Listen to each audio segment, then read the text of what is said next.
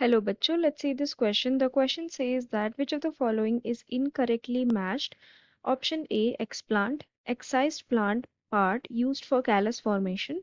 Option B, cytokinin, its high concentration causes root initiation in callus. Option C, somatic embryo, embryo produced from a vegetative cell. And option D, anther culture, haploid plants.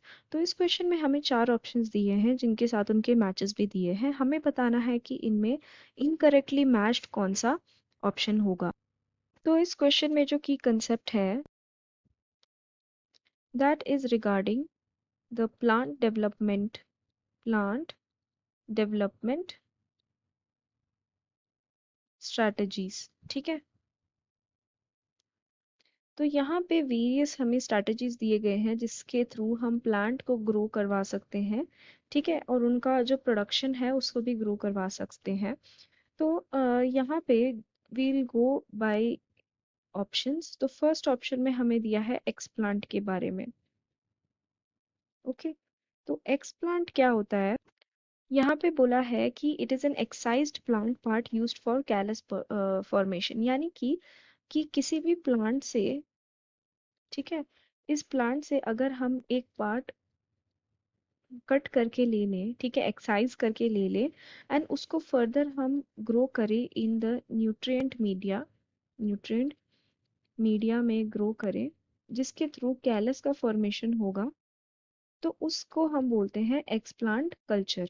ठीक है, तो this is a correct match, so this will not be the correct answer for our question.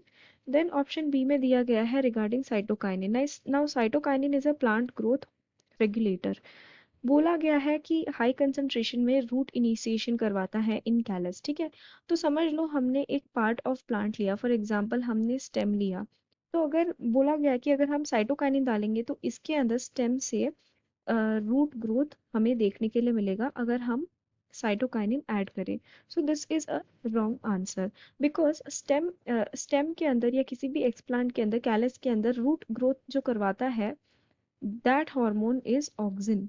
Auxin का काम होता है ये। Cytokinin का जो मेन काम होता है इट इज सेल डिवीजन का।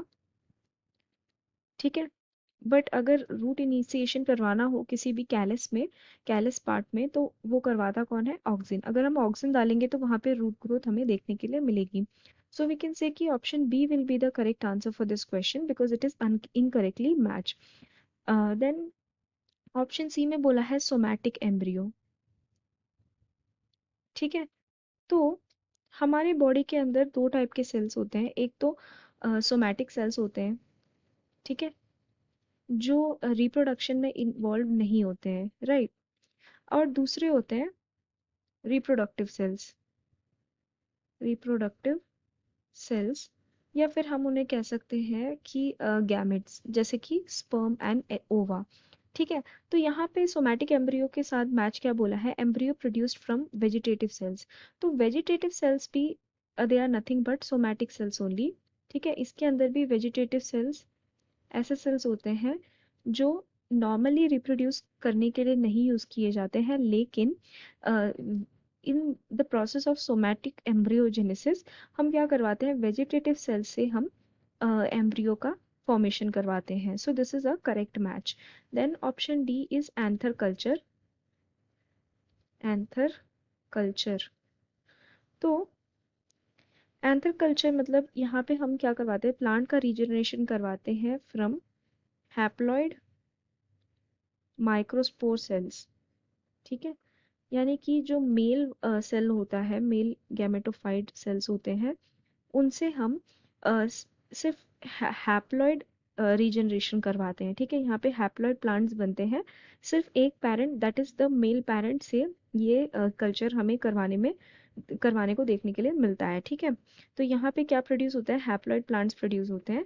सो वी कैन से कि यहाँ पे this match is also correct. So we can say that the correct answer for this question will be option B, that is cytokinin, that is said that its high concentration causes root initiation in callus. So I hope you have understood it well. Best of luck.